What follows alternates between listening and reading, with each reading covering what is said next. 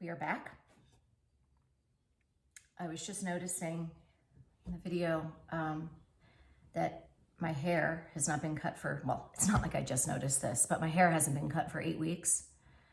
And it is so thick and so long, it feels like little woodland creatures can nest in my hair, you know, like little birds, little squirrels, chipmunks.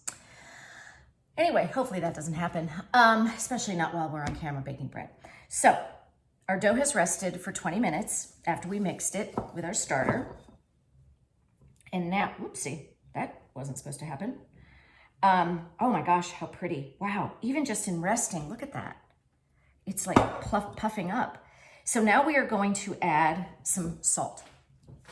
And we are going to do what is known as the Roubaud method of mixing, which was named for Gerard Roubaud, who developed this form of hand mixing dough to emulate what a dough hook would do in a mixer. Why aren't we using a dough hook, you might ask? Well, there's something very nice about the hands-on action of doing this by hand. I honestly wouldn't even think to do this in a mixer since I'm just making 2 loaves. So I'm gonna take my 20 grams of salt. I'm using a very fine sea salt.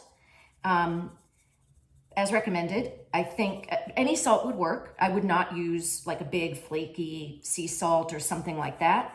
But I would definitely go for something that's a little more fine so that you can get a really nice distribution. If all you had was kosher salt, if that's all I had, I would maybe grind it up so that, because some kosher salt is very, very coarse, and I don't think that that would distribute as well.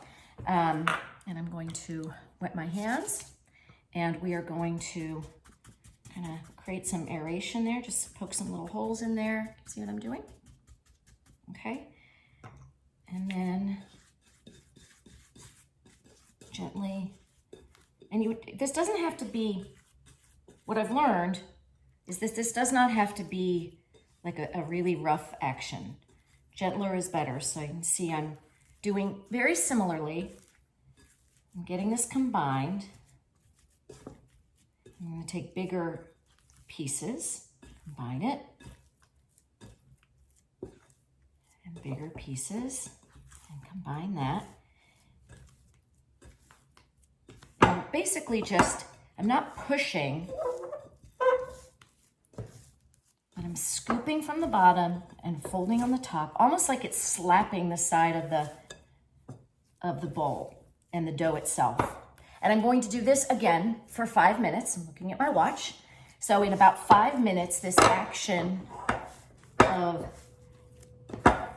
working the dough on itself, very different if you watched my first video than what I did the first time.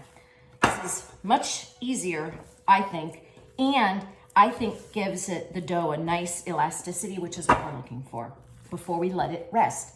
Once I'm finished doing this for 5 minutes, I'm gonna set a towel down, a wet towel, keep it from moving around.